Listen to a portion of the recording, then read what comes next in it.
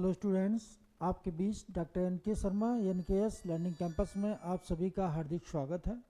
मित्रों, जैसा कि पहले भी बताया गया आपको कि इस समय जो हम लोग पेपर सॉल्व करवा रहे हैं, ये आर.ओ. यहाँ तक कि टी.जी.टी, पी.जी.टी, असिस्टेंट प्रोफेसर सभी में काम आएंगे। ये इतिहास का पेपर है और आर.ओ. का सभी टॉपिक, चाहे वो हिस्ट्री हो, चाहे ज्योग्राफी हो, चाहे साइंस हो, चाहे पॉलिटी, इकोनॉमिक्स, करंट, सभी चीज़ें आपको मिलेंगी। और मेरा टारगेट है कि इस बार जब आप लोग परीक्षा देने जाएं, हम लोग के टेस्ट पेपर से वहीं से आप लोगों को 90% प्रश्न मिले। प्रयास हम लोग का यही रहेगा, लेकिन ईमानदारी से आप लोग भी जुड़े रहिए और ज़्यादा से ज़्यादा लाइक और सब्सक्राइब भाई चैनल को करिए। आप लोगों के लिए किया जा रहा है। आज हिंदी की भी क्लास होगी और हिंदी के जो 60 प्रश्न आते हैं उनको बताया जाएगा कि कैसे आप लोग 60 में 55 से 56 प्रश्न कर लें। अगर आप 55-56 प्रश्न कर लेते हैं तो आप ये समझ लो जीएस अगर अप डाउन होता है तो आपका हिंदी कवर करेगा। तो हम लोग जो पेपर सॉल्व करा रहे हैं, कल के बाद आज जो है हम लोग का शेष जो भाग है गुप्त काल से, यहाँ से बहुत प्रश्न पूछे जाएंगे। तो इसके विषय में आज हम लोग चर्चा करेंगे और कुछ और महत्वपूर्ण चीज़ें आपको बाद में बताएंगे, जैसे पेपर सॉल्व कराएंगे। ठीक है, उसी के साथ जैसे कि पहला आपका क्वेश्चन दिया है कि गुप्त शासन, देखो ध्यान देना, गुप्त शासन व्यवस्था की प्रमुख विशेषता क्या थी। अब यहाँ क्या पूछा जाता, प्रमुख शासन की व्यवस्था क्या थी। ठीक है, तो यहाँ दिया है केंद्रीकरण था, विकेंद्रीकरण था, या संगठित नौकरशाही था, या कई उच्च अधिकारी थे। तो ये कई बार प्रश्न पूछा जा चुका है। तो गुप्त शासन की जो प्रमुख विशेषता थी वो विकेंद्रीकरण की थी। कैसी थी, तो विकेंद्रीकरण की थी। ये चीज आप लोग याद रखना। ठीक है, अगला प्रश्न देखिए भाई। अगला प्रश्न,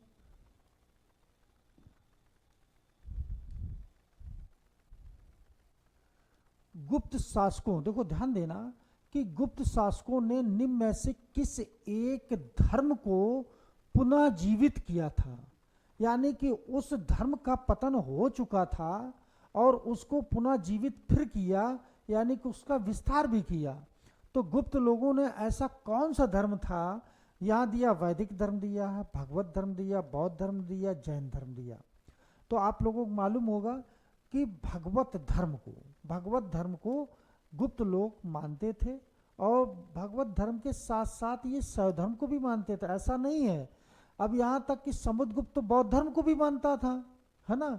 तो ये चीज़ें हैं, लेकिन सबसे ज़्यादा अगर देखा जाए इनने अपने धर्म को आगे बढ़ाया है तो वो भगवत धर्म को बढ़ाया। ठीक है, तो ये चीज़ याद रखना।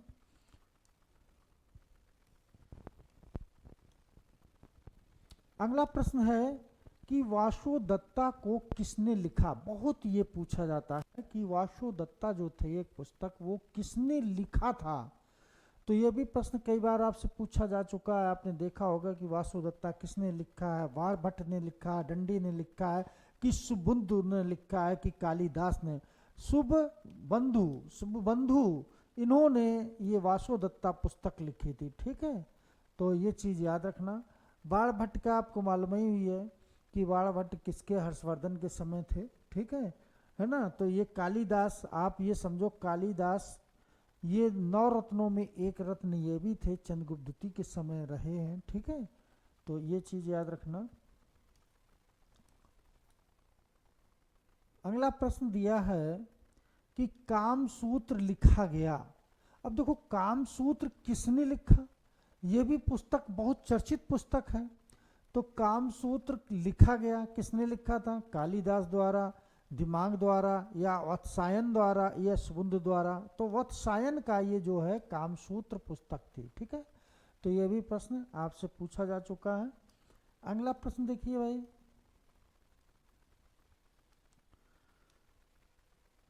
अगला प्रश्न दिया है कि गुप्त संवत का प्रारंभ होता है। तो देखो मैंने पहले आपसे चर्चा की थी कि गुप्त संवत किसने चलवाया। पहली चीज एक शासक, ये जरा देख लें। जैसे दिया है श्रीगुप्त दिया है, श्रीगुप्त दिया है, फिर इसके बाद घटोत्कच दिया है, घटोत्कच दिया है, और घटोत्कच के बाद कौन दिया है? चंद्रगुप्त प्रथम दिया है, चंद्रगुप्त प्रथम दिया है।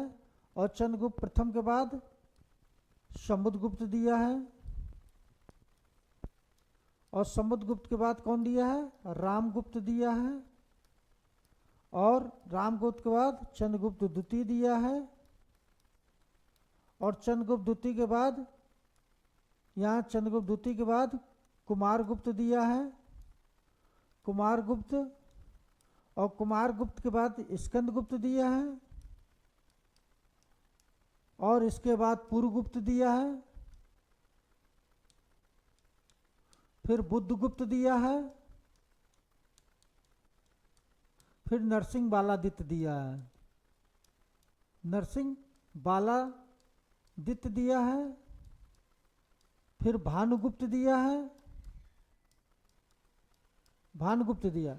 देखो एक चीज जान लो, ये जो गुप्त काल के शासक हैं, और इन शासकों के विषय में मैंने पहले आपको बताया कि अगर संस्थापक की बात करेंगे तो संस्थापक कौन था? ये था, ये तो संस्थापक था। ध्यान देना, गुप्त काल का संस्थापक कौन था? तो श्रीगुप्त था। लेकिन अगर जहां वास्तविक संस्थापक की बात हम करेंगे, कि जहां वास्तविक शब्द जुड़ जाए कि वास्तविक संस्थापक कौन था, तो आप तुरंत लगाएंगे चंद्रगुप्त प्रथम। अब चंद्रगुप्त जो प्रथम था, इसी ने 319 से 20 यानी कि गुप्त संवत किसने चलवाया था? तो चंद्रगुप्त द्वितीय ने, चंद्रगुप्त प्रथम ने ये गुप्त संवत चलवाया था। और यही क्वेश्चन पूछा जा रहा है कि गुप्त संवत का प्रारंभ कब हुआ था? तो 319 दिया, 180, 340, 405, तो 319 यानी कि यहाँ पर गुप्त संवत प्रारंभ होता है। 100 युद्धों का विजेता कौन था? तो समुद्रगुप्त था। समुद्रगुप्त के समय हर्षण भी रहते थे, और समुद्रगुप्त ने कहा जाए कि 100 युद्ध जीते, कोई युद्ध हारा नहीं था, दक्षिणापथ उत्तरापथ को भी विजित कर लिया था। और रामगुप्त जो था ये एक दुर्बल शासक था। इसी के समय यानी कि अगर देखा जाए शकों का आक्रमण होता है, और इसने शक शासक जब अटैक करते हैं तो एक चीज याद रखना कि इसने शकों ने जब अटैक किया तो पराजित हुआ, और इसके बाद उन्होंने एक संधि रखी। संधि के क्या रखा था? प्रस्ताव क्या रखा गया कि अपनी पत्नी ध्रुव देवी का अगर दे दोगे तो तुम्हारा राज्य हम वापस लौट जाएंगे बिना विजित करे, मतलब तुम्हें सौंप के लौट जाएंगे। तो ये रामगुप्त ने उस संधि को स्वीकार कर लिया था, और यही कारण था कि चंद्रगुप्त द्वितीय ने अपने भाई को मारकर, यानी कि भाई को मारा। और बाद में ये कहा जाए कि जो शक शासक था उसके दरबार जब पहुंचता है, ध्रुव देवी का भेष बनाकर उसको भी मार देता है। इसके बाद विक्रमादित्य की उपाधि धारण करता है। तो चंद्रगुप्त द्वितीय वास्तव में एक महान शासक हुआ। इसी के समय स्वर्णकाल भी कहा जाता है। और चंद्रगुप्त जो द्वितीय था, इसी के समय 9 रत्नों, यानी 9 रत्न किसके समय रहते थे? चंद्रगुप्त द्वितीय के समय 9 रत्न रहते थे। इसके विषय में भी हम चर्चा और करेंगे विस्तार से, तो ये चीज याद रखना। और इसी का बेटा होता कुमारगुप्त। कुमारगुप्त यानी कि नालंदा विश्वविद्यालय की स्थापना कुमारगुप्त ने करवाई थी। और कहा जाए इसी के समय सर्वाधिक सोने के सिक्के ढाले गए, और कहा जाए कि बयाना भरतपुर में एक सोने का बहुत बड़ा ढेर मिला। और इसके बाद बढ़ता है स्कंदगुप्त। स्कंदगुप्त ने हूणों को पराजित किया था। हूण शासकों को पराजित करने वाला कौन था? तो स्कंदगुप्त था। इसी के समय सोने के सिक्कों में मिलावट बढ़ गई। पुरगुप्त, बुद्धगुप्त, इनसे क्वेश्चन पूछा नहीं, सिस्टम में याद रखना। लेकिन नरसिंह बालादित्य से क्वेश्चन पूछा जाता है। इसने हूण शासक मिहिर कुल को पराजित किया और अपने चरणों की वंदना भी करवाई थी। और कहा जाए कि ये तो मार देता, लेकिन उसको बंदी बनाकर अपनी माँ के पास ले जाता। माँ इसकी बौद्ध धर्म की थी, नरसिंह बालादित्य की, और वो उसको यानी क्या करती हैं? छोड़ देने के, मतलब अपने बेटे से कहती हैं इसे माफ कर दो, छोड़ दो। तो वो जब छोड़ देते हैं, यही सबसे बड़ी गलती हुई। और यही कारण हुआ कि भानुगुप्त, यानी कि भानुगुप्त के समय ध्यान देना, पुनः फिर आक्रमण होता है। और जब इस समय आक्रमण होता है तो इसी का जो सेनापति था, याद रखना, इसका जो सेनापति कौन था? गोपराज। और गोपराज जब ये गोपराज मारा जाता है तो मित्रों याद रखना कि गोपराज जब मारा जाता है तो यहीं पर यानी कि 510 ईस्वी में सती प्रथा का पहला साक्ष्य मिलता है। ठीक है, तो ये चीज है, आप लोग अब अच्छे समझ गए होंगे। अगला प्रश्न देखिए, प्रश्न नंबर 6।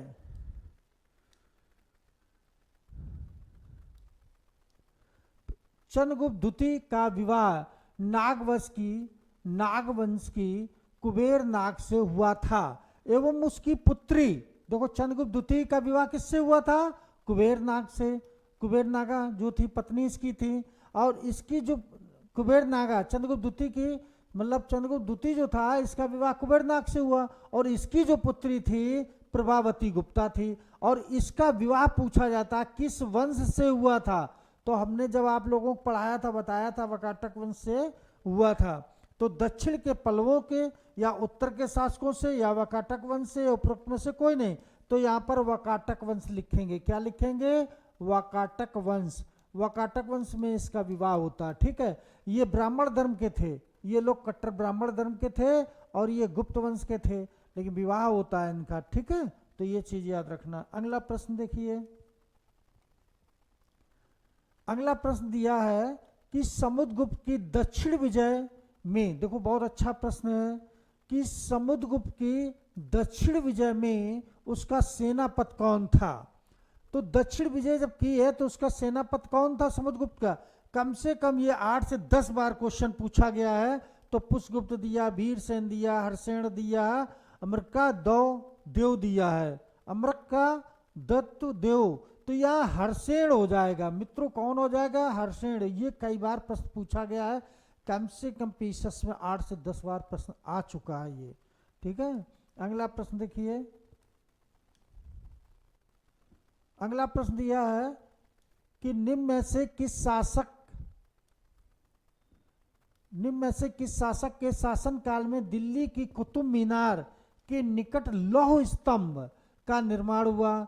तो हमने ये बताया पहले था आपको कि लौह स्तंभ जो है ये किसके समय बना, और कुतुब मीनार तो मालूम ही है कि कुतुबुद्दीन ऐबक ने नींव रखी थी, इसे इल्तुतमिश ने बनवाया था। ठीक है, अब यहाँ पर लौह स्तंभ जो है वो किसने बनवाया? तो स्कंदगुप्त दिया, चंद्रगुप्त द्वितीय दिया, रामगुप्त दिया, समुद्रगुप्त। तो चंद्रगुप्त द्वितीय ने ये लौह स्तंभ बनवाया था। ठीक है, तो ये प्रश्न आपका सही हो जाएगा।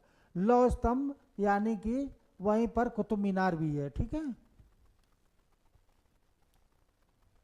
अगला प्रश्न देखिए कि महान संस्कृत, देखो बहुत अच्छा प्रश्न, महान संस्कृत कवि कालिदास किस शासक के शासन काल में थे? तो ये तो बता चुके अभी आपको कि चंद्रगुप्त मौर्य दिया, कुमारगुप्त द्वितीय दिया, समुद्रगुप्त दिया, चंद्रगुप्त विक्रमादित्य। तो ये चंद्रगुप्त विक्रमादित्य के दरबार में थे, और ये कहाँ रहते थे? तो उज्जैन में रहते थे। बहुत अच्छा प्रश्न, उज्जैन में रहते थे, और इन्हें श्रीलंका भेजा गया था। कहाँ भेजा गया था? तो श्रीलंका भेजा गया। ठीक है, अगला प्रश्न देखिए भाई, अगला प्रश्न दिया है कि कालिदास ने मेघदूत की रचना किस काल में की थी? जो कालिदास थे मेघदूत की रचना कब की थी? ठीक है, तो एक सूत्र इसका RAAMKMV, ये सूत्र याद रखना। ठीक है, ये 7 पुस्तकें इन्होंने लिखी थी। ठीक, तो मेघदूत की रचना जो है कालिदास ने किसके समय की थी? तो वैदिक काल में, पूर्व गुप्त काल में, गुप्त काल में, मौर्य काल में, तो गुप्त काल में की थी। और शासक कौन था? तो हमने पहले बताया था कि यहाँ पर चंद्रगुप्त द्वितीय था। कौन था? चंद्रगुप्त द्वितीय। तो चंद्रगुप्त विक्रमादित्य इसी के समय है ना। अगला प्रश्न देखिए, बहुत अच्छा प्रश्न है, समुद्रगुप्त कहाँ का शासक था? बहुत अच्छा प्रश्न है कि समुद्रगुप्त कहाँ का शासक था। ठीक है, क्वेश्चन नंबर 11 कि समुद्रगुप्त कहाँ का शासक था। मैंने कई बार आपको ये क्वेश्चन बताया, मगध है, वैशाली है, कश्मीर है, कलिंग है। तो ये मगध राज पर शासन कर रहा था समुद्रगुप्त। ठीक है, तो राजधानी इनकी पाटलिपुत्र थी। ठीक, ये चीज याद रखना। अगला प्रश्न देखिए भाई, शूद्रक एवं विशाखा दत्त किस काल में हुए थे? देखो शूद्रक और विशाखा दत्त किस काल में हुए थे? यह भी प्रश्न बहुत अच्छा है। तो ये हमने पहले आपको बताया शूद्रक और ये किसके काल में हुए थे। तो ये चीज़ याद रखना कि चोल काल दिया, मौर्य काल दिया, गुप्त काल दिया, कुषाण काल दिया, तो ये गुप्त काल में थे विशाखा दत्त। और विशाखा दत्त यानी कि आपको बताए हैं कि रामगुप्त के समय इन्होंने चंद्रगुप्तम नामक नाटक लिखा था, तो ये चीज़ याद रखना। और अगला देखो, बाल विवाह कब शुरू हुआ था। देखो एक चीज़, ये तो बहुत अच्छा प्रश्न है कि बाल विवाह कब शुरू हुआ था। हर्षवर्धन शासन का, कुषाण युग में, गुप्त काल में, मौर्य काल में। देखो गुप्त काल में देखो बाल विवाह हुआ। यहाँ पर दो चीज़ें याद रखना कि बाल विवाह क्या हुआ था, बाल विवाह, और इसी समय सती प्रथा भी प्रारंभ हुई थी। सती प्रथा इसी समय प्रारंभ हुई थी। ठीक, ये दोनों चीजें याद रखना। अगला प्रश्न देखिए भाई, अगला प्रश्न दिया है कि शेर आकृत के सिक्के, बहुत अच्छा प्रश्न है, शेर आकृत के सिक्के चलाने वाला कौन था। पूर्वगुप्त था, कुमारगुप्त प्रथम था, चंद्रगुप्त प्रथम था, चंद्रगुप्त द्वितीय था। तो चंद्रगुप्त द्वितीय विक्रमादित्य शकों को पराजित किया और कहा इसने चांदी के सिक्का भी जारी किया था और इसने बाद में शेर आकृत के भी सिक्के जारी किए थे। ठीक है, और गुप्त वंश में दो ऐसे शासक हैं जिन्होंने अश्वमेध प्रकार के सिक्के चलाए, यानी कि उन्होंने निश्चित है कि अश्वमेध यज्ञ कराया होगा, तो समुद्रगुप्त और कुमारगुप्त थे। ठीक है, तो ये भी प्रश्न बहुत बार पूछा जा चुका है। ठीक है, तो ये चीज याद रखना, गुप्त काल में मात्र दो शासक थे जिन्होंने अश्वमेध यज्ञ किया था। ठीक है, अगला प्रश्न है विक्रमादित्य की उपाधि। देखो बड़ा अच्छा प्रश्न है भाई कि विक्रमादित्य की उपाधि किस शासक ने धारण की थी। तो आपको मैंने पहले ही बताया था कि वास्तव में विक्रमादित्य की उपाधि धारण करने वाला कौन था, समुद्रगुप्त था, चंद्रगुप्त द्वितीय, कनिष्क, अशोक, तो चंद्रगुप्त द्वितीय। विक्रमादित्य की उपाधि जब इसने शकों को पराजित किया था, शकों को पराजित करने के बाद इसने विक्रमादित्य की उपाधि धारण की और चांदी का सिक्का भी चलवाया था। कौन सा सिक्का, तो चांदी के सिक्का चलवाया। अगला प्रश्न देखिए भाई,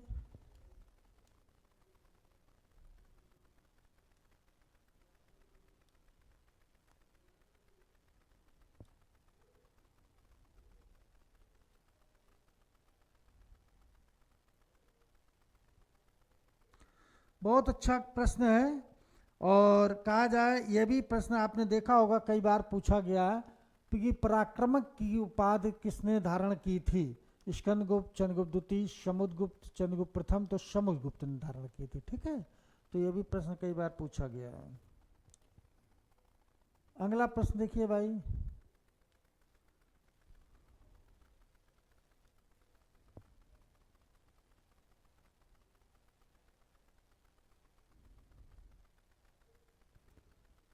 गुप्त शासकों की प्रमुख विशेषता क्या थी।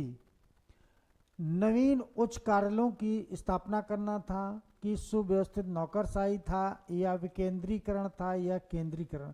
तो ये विकेंद्रीकरण थी। जो गुप्त शासकों प्रशासन की प्रमुख विशेषता थी वो विकेंद्रीकरण की थी। ठीक है, तो ये चीज याद रखना। ठीक,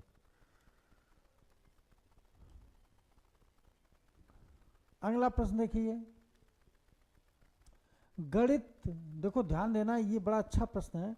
गणित पर एक विषय विशेष के रूप में विशेषण करने वाला प्रथम भारतीय विद्वान कौन था। अब देखो चूंकि आर्यभट्ट दिया, विजयनगर दिया, वारामीर दिया, ब्रह्मगुप्त, तो यहाँ पर आर्यभट्ट को लगाएंगे। ठीक है, आर्यभट्ट, अगर आर्यभट्ट नहीं तो वारामीर आ जाएंगे। वारामीर ना दिए होते तब ब्रह्मगुप्त होता। ठीक है, तो ये चीज याद रखना।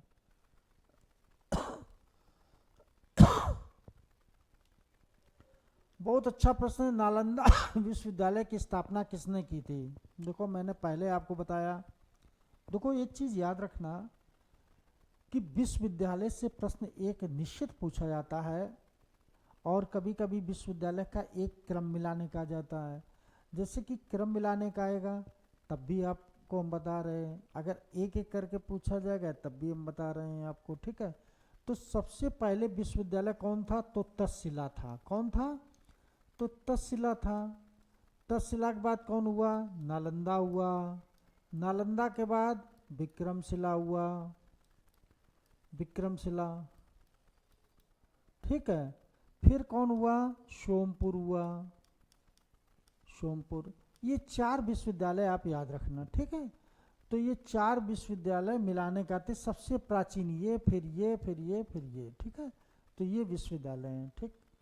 अगला प्रश्न देखिए भाई, तो ये किसने बनवाया था, नालंदा विश्वविद्यालय की स्थापना किसने की थी, तो यहाँ पर याद रखना कि कुमारगुप्त ने की थी। किसने की थी, तो यहाँ पर याद रखना चंद्रगुप्त दिया, समुद्रगुप्त, कुमारगुप्त द्वितीय, कुमारगुप्त प्रथम।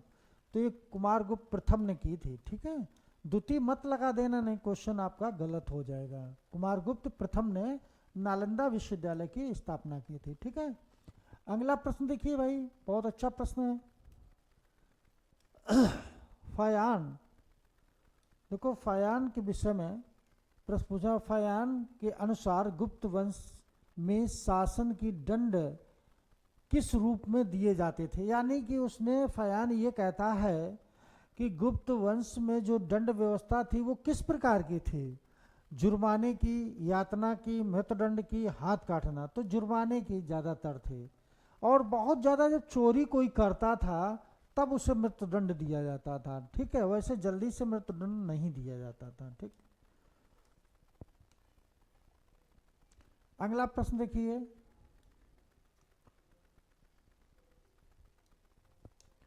दिया है भारतीय इतिहास में किसके काल को स्वर्ण युग के नाम से जाना जाता है।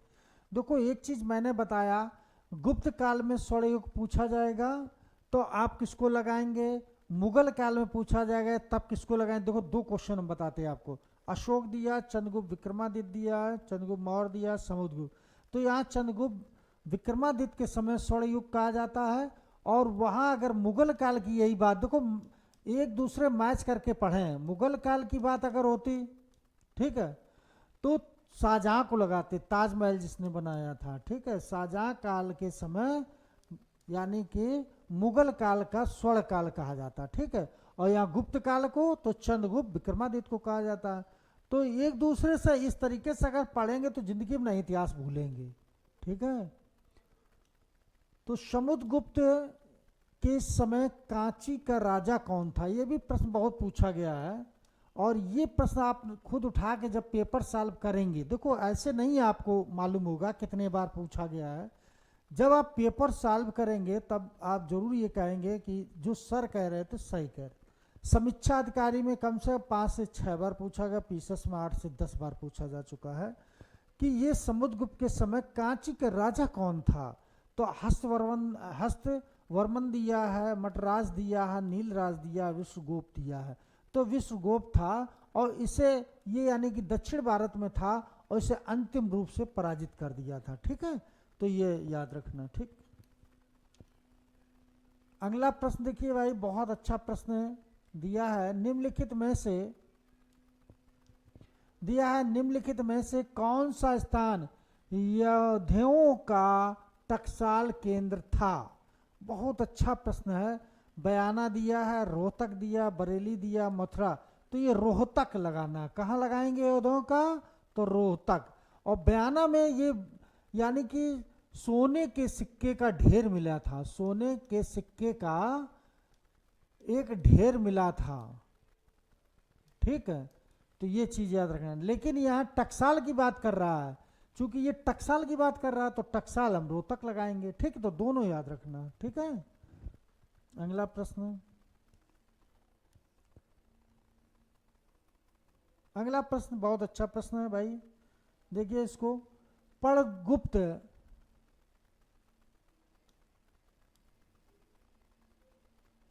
दिया है कि पड़दत्त, देखो बहुत अच्छा प्रश्न है, इसको भी हम समझा दें। पड़दत्त को किसने सौराष्ट्र का प्रांतपति बनाया था। प्रांतपति मतलब राजपाल होता था, ठीक है, राजपाल होता, ठीक। अब देखो सौराष्ट्र का तो किसने बनाया पड़दत्त का, चंद्रगुप्त मौर्य दिया, रुद्रदामन दिया, चंद्रगुप्त द्वितीय दिया, स्कंदगुप्त। तो ये स्कंदगुप्त के समय पड़दत्त था, ठीक है। तो ये चीज याद रखना। और ये भी प्रश्न कई बार पूछा गया। सौराष्ट्र में एक सुदर्शन झील का निर्माण हुआ था, हमने आप लोगों को बताया था, है ना। तो 4 लोगों ने निर्माण किया था, तो ये भी हमने आपको क्वेश्चन कई बार बता चुके, ये भी प्रश्न पूछा जाता है। अगला प्रश्न दिया निम्नलिखित में से, अच्छा प्रश्न दिया है,